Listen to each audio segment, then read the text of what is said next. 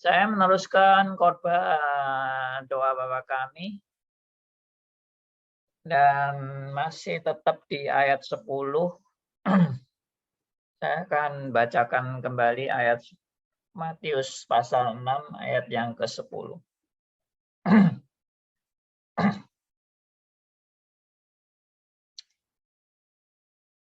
Saya blok. Datanglah kerajaanmu, jadilah kehendakmu di bumi seperti di surga. Saya fokus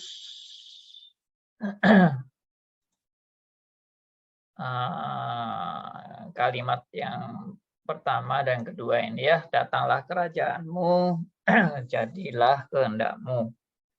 Sudah beberapa kali kita membahas ini, tapi sekarang saya mau fokuskan kepada kenapa sih kok yang jadi kok kehendakmu? Kok enggak kehendak saya atau kehendak kita? Seperti yang saya sudah pernah paparkan yang lalu, kita seringkali kalau berdoa, termasuk doa-doa tadi, kan kita berharap kehendak kita yang terjadi. Atau kita berharap Tuhan itu mau mendengar doa kita dan menuruti apa yang kita minta. Tapi mungkin kita hampir setiap kali berdoa itu saya jarang mendengar bukan kehendak kami yang jadi Tuhan, tapi kehendak-Mu lah yang jadi. Rasanya kok hampir nggak ada yang menutup doa seperti itu. Ya kita selalu berharap doa kita lah yang Tuhan mau dengar dan Tuhan mau menuruti keinginan kita. Padahal doa Bapa Kami ini bolak-balik sudah kita hafal ya. Datanglah kerajaanmu, jadilah kehendak-Mu di bumi seperti di surga.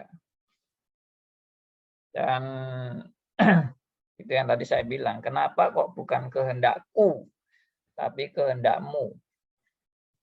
Ya. Nah, itu harus dimulai dengan perisa posisi yang benar ya. Perisa posisi yang benar itu apa? Perisa posisi yang benar itu kan ini ada orang yang pernah tanya sama saya. Semua kok kehendak Tuhan ya. Lalu kehendak kita di mana? Itu. Pertanyaannya itu. Semua kok kehendak Tuhan, kehendak Tuhan, kehendak Tuhan. Lalu kehendak kita di mana? Seolah-olah kalau kita nyebut kehendak Tuhan, kehendak Tuhan, kehendak Tuhan, maka aku sudah tidak punya kehendak lagi atau kehendakku menjadi dibuang di sampah atau kehendakku diperkosa, ya, kehendakku diabaikan, kehendakku dibuang di sampah, kehendakku ditekan sampai benar-benar habis. Jadi, nah itu sepertinya sangat berbanding terbalik dengan selalu kalau kita berdoa kita ingin kehendak kita yang dikabulkan. Jadi mungkin yang perlu menjadi pertanyaan adalah tiap kali kita berdoa itu kita maunya kehendak Tuhan yang jadi atau kita maunya kehendakku yang terjadi? Ya. Yang mana begitu? Atau dua-dua ya, yang paling bagus ya. Ya kehendak Tuhan juga jadi, kehendak saya juga jadi gitu. Tapi ya kembali lagi kepada fokus sebenarnya apa yang paling utama dalam hidup Anda dan saya. Oke, itu yang pertama. Yang kedua,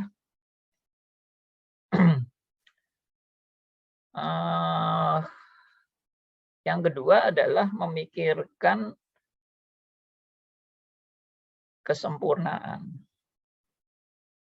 Jadi saya pernah waktu berdebat dengan beberapa teman, saya langsung aja to the point. Gini aja deh, kalau kita mau ribut-ribut antara kehendak Tuhan dan kehendak kita, gini aja deh. Kehendak siapa yang paling sempurna? Gampangnya kan gitu. Kehendak siapa yang paling sempurna? Ya, kalau saya tanya gitu ya enggak usah dipikir lagi, jawabannya sudah pasti jelas kan. Yang jelas-jelas pasti, dan pasti. 100% yang sempurna itu adalah kehendak Allah. Ya. Kenapa sempurna? Ya karena Allah itu sempurna dan kehendaknya ya pasti yang sempurna dong. Sedangkan kalau saya sadar siapa diri saya orang berdosa yang nggak layak, orang berdosa yang bercacat, orang berdosa yang pikirannya bisa salah, pikirannya selalu memberontak kepada Allah, ya pasti kehendak kita ini bercacat, bukan kehendak kita yang sempurna dong. Nah, lalu kalau sudah sadar kehendak Tuhan yang sempurna dan kehendak kita yang tidak sempurna, kalau disuruh pilih, mau pilih mana? Anda mau pilih yang kehendak saya yang tidak sempurna atau kehendak Allah yang sempurna? Nah, itu problemnya kan sebetulnya bukan problem ini, tinggal milih aja. Dan kalau kita punya akal presupposisi yang sehat, ya jelas dong pilihannya saya tidak mau milih yang bercacat dong, saya mau pilih yang sempurna. Ya kan? Jadi kalau saya sudah tahu kehendak Tuhan itu yang sempurna, ya sudah jelas. Aku lebih milih kehendak Tuhan yang sempurna. Nah, itu yang kedua. Ya. Jadi bukan lalu saya merasa, wah kehendakku diperkosa ya. Wah kehendakku tidak dihargai ya. Wah aku merasa terhina ya dengan kehendakku tidak dituruti Tuhan. Ya enggak gitulah mikirnya. Sadarlah kamu dibandingkan Tuhan ya kehendakmu enggak ada apa-apanya. Kehendak Tuhan itu yang pasti yang the best. Yang terbaik. Nah, sekarang yang ketiga. Yang ketiga adalah bagaimana saya bisa memahami kehendak Allah dalam hidup saya. Karena kalau tadi saya disuruh pilih mana yang kamu mau pilih, kehendak kamu atau kehendak Allah, ya tadi kan presupposisinya udah jelas kehendak Allah yang sempurna kan. Jadi kalau saya tahu kehendak Allah yang sempurna ya saya harus pilih. Dan istilahnya bukan terpaksa ini ya. Ya sudahlah, terpaksalah saya memilih kehendak Tuhan, bukan, tapi itu yang terbaik memang. Saya kan diberi hikmat untuk bisa memilih yang terbaik. Bukan terpaksa, tapi dengan segenap hati, dengan penuh sukacita, dan tentunya dengan segala kesungguhan saya memilih kehendak Tuhan itu yang terbaik bagiku. Tapi sekarang masalahnya bagaimana aku memahami kehendak Tuhan dalam hidupku. Nah, karena itu menjadi orang Kristen itu ya kesimpulannya itu ya ujung-ujungnya ke situ. Jadi orang Kristen itu pergumulan mencari kehendak Tuhan itu pergumulan seumur hidup dan tidak pernah selesai. Dan kehendak Tuhan itu ada yang prinsip, yang udah jelas, Ya, kehendak Tuhan yang prinsip, ada kehendak Tuhan yang dalam pergumulan sehari-hari. Ya, kalau prinsip itu misalnya jangan membunuh, jangan mencuri, jangan berzina, jangan berdusta dan sebagainya. Itu kan sudah jelas kan, itu prinsip hukum Allah lah itu. Meskipun kita juga menyadari saya selalu nggak bisa taat 100% kepada hukum Allah. Karena memang sebetulnya justru aku nggak mampu itu untuk mengenal kehendak Tuhan dengan sempurna aja nggak mampu. Apalagi mentaati kehendak Tuhan dengan sempurna, tambah nggak mampu lagi. Tapi kok kita selalu doanya, jadilah kehendak-Mu, padahal aku nggak mampu. Ini ngomongnya serius nggak sih? Jadilah kehendak-Mu, padahal aku sadar dan firman Tuhan juga menyadarkan aku bahwa aku nggak mampu untuk menyatakan bahwa kehendak Tuhanlah yang jadi. Karena saya seringkali nggak peduli dengan kehendak Tuhan. Jujur, dalam hidup kita lebih mengutamakan kehendak kita sendiri atau kehendak Tuhan dalam hidup.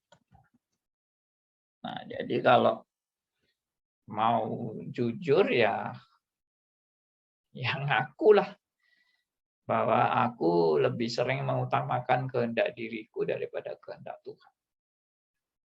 Tapi apakah dengan kesadaran bahwa saya nggak mampu lalu ya udah, memang aku nggak mampu, ya sudah selesai gitu aja.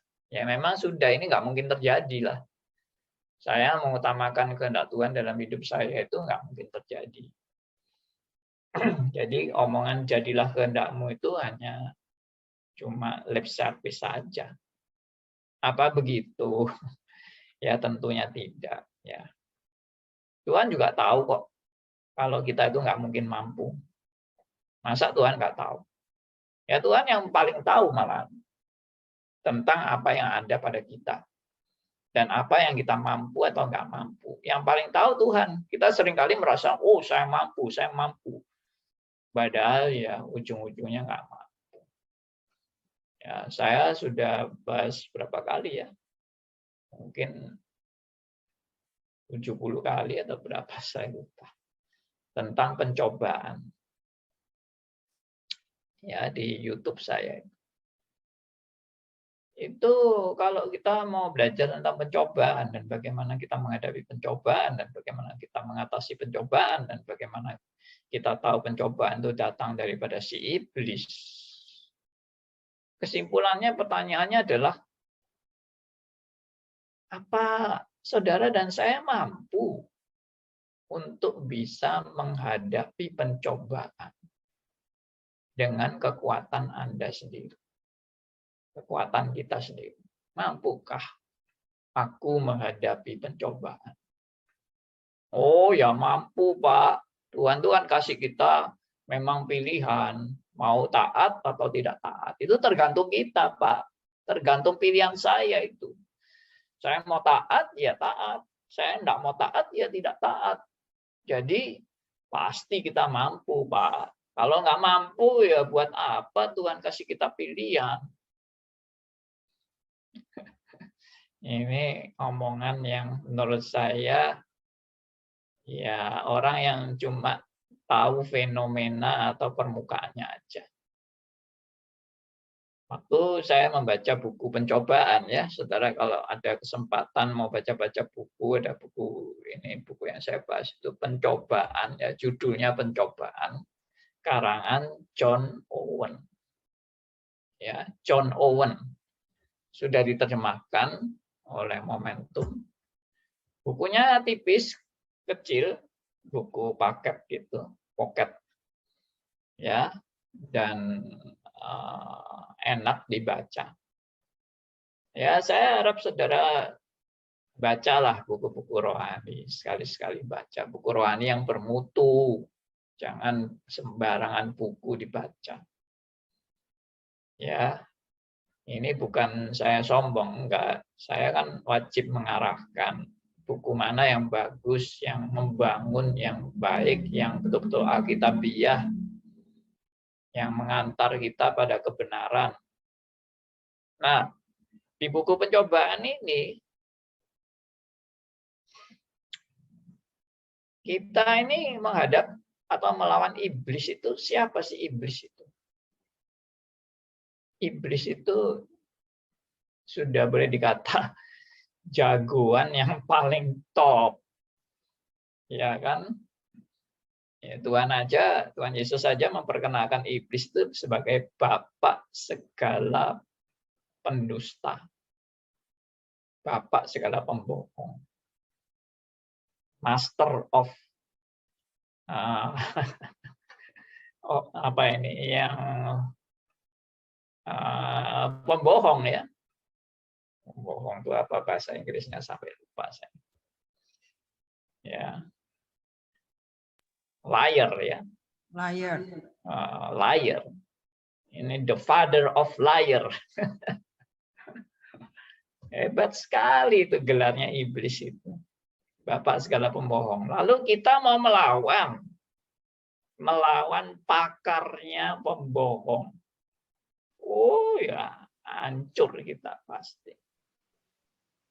Ya, mirip-mirip seperti kalau saudara itu mau melawan juara catur dunia.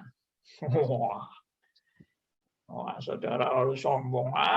Enteng itu ya. Juara catur dunia aja bisa saya kalahkan. Ya coba aja kamu. Berapa langkah kamu sudah habis. Ya itulah. Jadi sebetulnya mampukah kita melawan pencobaan? Sebetulnya sudahlah. Jauh-jauh sebelum ketemu musuh. Sudah nyerah dulu. Sudah nyerah dulu. Lawan kita itu giant. Ya, raksasa itu melawan kita. Dia bukan cacing yang bisa diinjak-injak semau kita. Gambaran Alkitab itu apa tentang iblis? Itu seperti singa yang mengaum-ngaum, yang siap menerkam mangsanya. Waduh, singa mengaum-ngaum itu singa lapar, yang cari mangsa, begitu ketemu mangsanya. Krek. Waduh, langsung diterkam, langsung habis. Ya itulah. Saudara dan saya nggak mampu. Nah, coba lihat aja lah Adam dan Hawa itu waktu dicobai oleh iblis. Mau pinter-pinteran Adam dan Hawa dengan si ular, pinter-pinteran. Buktinya ya sudah kalah pinter. Padahal Adam dan Hawa itu langsung terima instruksi dari Allah ya. Terima pengajaran dari Allah ya, perintah dari Allah. Kurang apa lagi? Kurang dekat apa lagi Adam dan Hawa dengan Allah? Ya, itu aja kalah. Ya, sombong amat kita yang merasa aku bisa milih dengan kekuatanku dan kehebatanku untuk bisa mengatasi pencobaan dan mentaati kehendak Allah. Ya, saya kasih contoh lainnya. Petrus, saya membaca dari buku ini sih. Ya, ini siapa ya? Mic-nya siapa yang belum di mute? Ya. Nah, Rasul Petrus itu waktu Tuhan Yesus pernah ngomong kepada murid-muridnya, kamu semua imannya akan tergoncang. Langsung Petrus bilang, biarpun mereka semua tergoncang, aku tetap setia membela dan mengikut engkau. Waduh, hebat sekali Petrus itu. Ya, dan dia tunjukkan keberaniannya membela Tuhan Yesus waktu Tuhan Yesus mau ditangkap, langsung dikebas telinga dari penangkap itu, ya prajurit yang mau menangkap, dikebas telinganya. Pemberani sekali itu Petrus itu, hebat. Tapi apa yang terjadi setelah Tuhan Yesus ditangkap? Ada perempuan-perempuan yang bukan tentara, ya, perempuan-perempuan yang ya tidak ada apa-apanya itu langsung cuma tanya, loh ini bukankah ini murid dari yang ini sedang ditangkap ini, ya. Langsung Petrus ketakutan dan menyangkal Tuhan Yesus. Oh bukan, saya tidak kenal dia, bukan. Luar biasa sekali. Ya, Petrus itu kekuatannya luar biasa loh, Petrus itu. Ya, karena dia murid langsung dari Tuhan Yesus. Bayangkan, belajar langsung dari Tuhan Yesus. Saudara, ada yang belajar langsung dari Tuhan Yesus. Kan kita nggak pernah ketemu muka dengan Tuhan Yesus. Ya, kita percaya sih Tuhan Yesus mengutus Roh Kudus untuk menyertai kita dan kita dipimpin oleh Roh Kudus, ya. Tapi ini bukan cuma masalah tadi Roh Kudus, tapi ini secara transparan, ya, secara fisik kehadiran Tuhan Yesus begitu nyata bagi Petrus, dan firman yang diberikan oleh Tuhan Yesus itu firman yang langsung luar biasa sekali itu keluar dari mulut Tuhan Yesus. Tapi begitu cepatnya Petrus berubah dari omongan, saya akan menjadi pembelamu, saya akan taat kepada kamu, saya setia, biarpun yang lain menyangkal, saya tidak akan menyangkal engkau. Hebat sekali. Mungkin kita menghina Petrus. Memang Petrus itu goblok, ya, atau Petrus itu omong besar, mulutnya kebesaran Petrus itu. Yang ngomong nggak pakai mikir, ya. Padahal gambaran Petrus itu gambaran semua manusia, termasuk saudara dan saya. Begitu mudahnya kita menyangkal dia. Jangan sekali-sekali jangan merasa diri hebat. Lalu, wah, saya berkuasa untuk bisa mengatasi segala pencobaan. Ya. Tadi saya sudah kasih contoh Adam dan Hawa.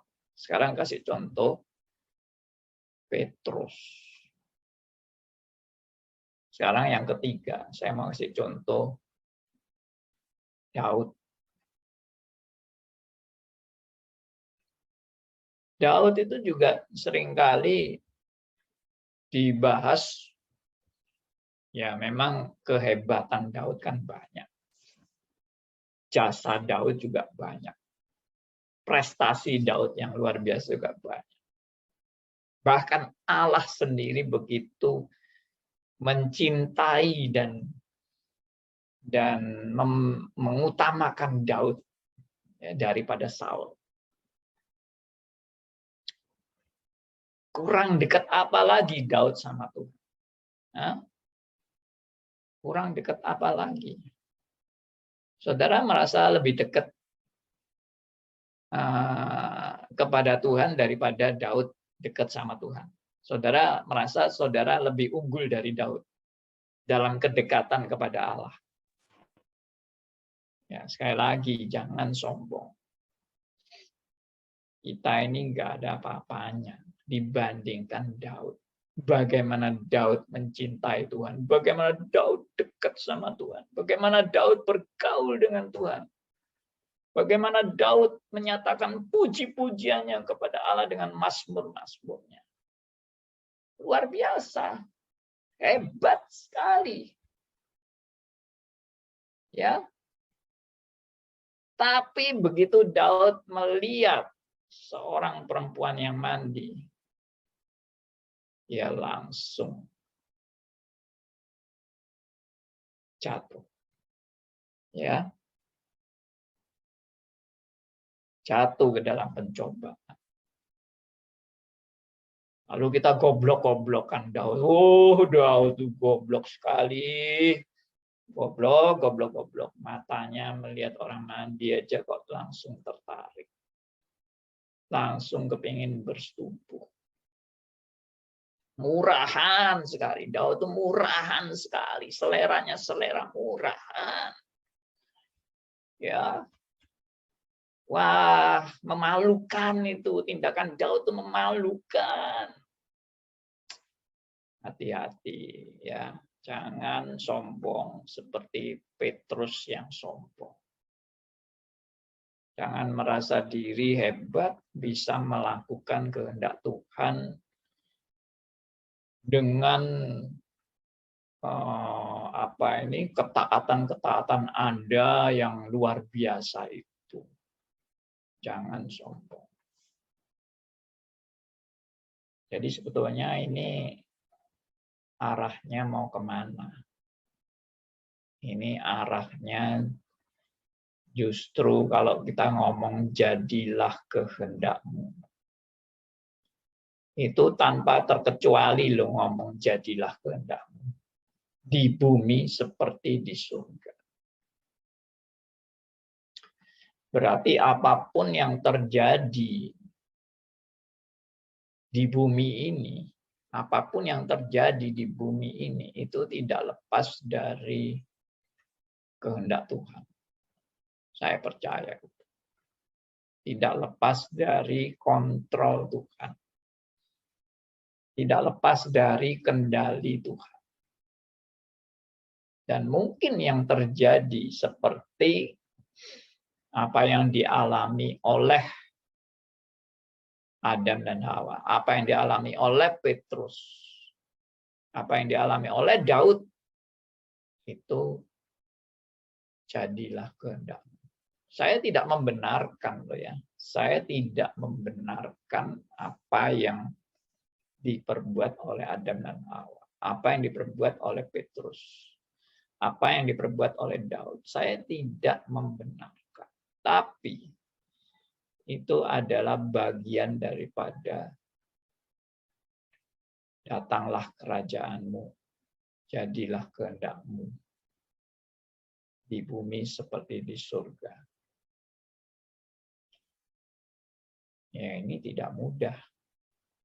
Kalau jadilah kehendakmu, oh saya sukses, saya makin kaya, saya makin rencana-rencana saya makin berhasil, ya toh. Saya makin hebat, sukses, kaya, makmur, sehat, tidak sakit. Rencana pelayanan saya juga makin berkembang, makin hebat pelayanan saya. Gereja saya makin besar, ya, makin dihormati banyak orang. Oh, enggak, itu mimpinya kita itu. Itu namanya kehendak kita yang terjadi. Namanya kehendak Tuhan terjadi itu termasuk hal-hal yang buruk yang akan terjadi dalam hidup kita itu jadilah kehendakmu. Hal-hal buruk, buruk tanda petik, buruk menurut standar manusia, tapi Alkitab sudah bilang bahwa Allah melakukan segala sesuatu itu untuk kebaikan. Meskipun itu kelihatannya buruk. Saya tetap percaya bahwa meskipun Daud jatuh dalam dosa, itu juga untuk kebaikan bagi Daud. Supaya Daud sadar siapa dirinya di hadapan Allah. Saya sekali lagi tidak mengatakan bahwa Daud melakukan perzinahan itu benar, tidak. Tapi ini dalam rangka kehendak Tuhan terjadi dalam kehidupan Daud yang seperti itu. Untuk demi Daud sadar siapa dirinya di hadapan Allah. Dan itulah jadilah kehendak-Mu. Waktu Petrus juga mengatakan, saya akan tetap setia mengikut Engkau, biarpun semua menyangkal Engkau, aku tidak akan menyangkal Engkau. Tuhan Yesus langsung jawab, sebelum ayam berkokok 3 kali, kamu sudah menyangkal aku 3 kali. Loh, berarti itu kan sudah dalam kedaulatan Allah, Petrus menyangkal itu. Dan Petrus mengalami itu juga untuk kebaikan Petrus. Supaya dia sadar siapa dirinya di hadapan Allah. Jadilah kehendak-Mu. Hai Petrus, mulutmu terlalu besar. Nanti akan terbukti kamu sadar siapa kamu yang sebenarnya. Kamu bukan apa-apa.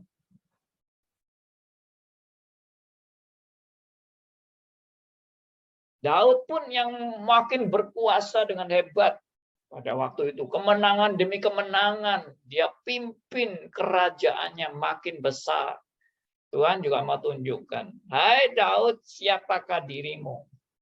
Akan saya tunjukkan kepadamu.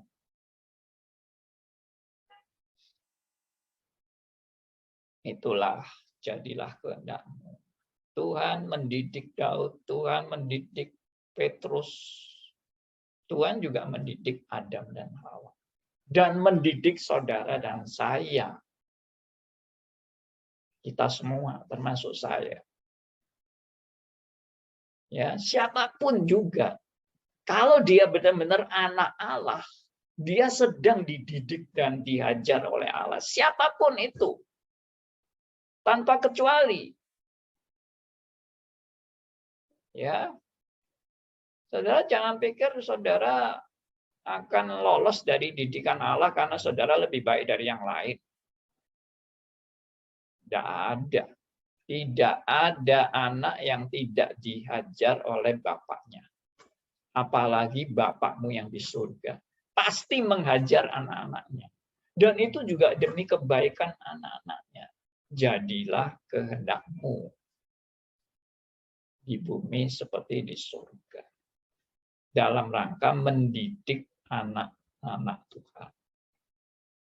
Makanya kenapa kita setiap kali berdoa, kita berdoa, datanglah kerajaan-Mu, jadilah kehendak-Mu di bumi seperti di surga.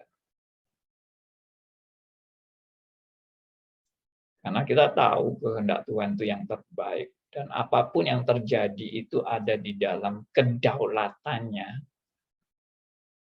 Di dalam rencananya yang sempurna. Ya, dalam hal ini memang perlu dibahas sebetulnya, tapi kita nggak sempat membahas itu. Antara kehendak Tuhan dan rencana Tuhan itu memang ada perbedaan. Tapi saya tidak mau bahas itu di sini. Oke, saya langsung pada kesimpulan karena sudah jamnya. Jadi, kenapa kok Tuhan mengizinkan kejadian-kejadian seperti Rasul Petrus, seperti Daud? Kenapa Tuhan menghendaki terjadinya hal-hal itu? Karena Tuhan mau, selain tadi ya, supaya orang-orang, anak-anak Tuhan itu mengenal siapa dirinya. Supaya Daud mengenal siapa dirinya. Supaya Petrus mengenal siapa dirinya. Dan setelah mengenal dirinya itu melalui apa? Melalui kehancuran. Kehancuran si aku. Kehancuran kesombongan. Kehancuran keakuan. Kehancuran merasa diri lebih baik dari orang lain. kehancuran, kesombongan, dan seterusnya dan seterusnya. Sampai Daud menyatakan suatu pujian kepada Allah. Dia bilang apa? Dalam Mazmurnya, ibadah yang berkenan kepada Allah adalah jiwa yang hancur. Wah, ini dalam ini. Pengertiannya dalam. Ibadah yang berkenan kepada Allah adalah jiwa yang hancur menghadap kepadamu. Dan itulah kehendak Allah bagi saudara dan saya. Orang kalau sudah dihancurkan seperti itu, sudah sadar benar. Bukan kehendakku yang utama. Bukan aku yang terutama. Tapi kehendakmu lah yang jadi dalam hidupku.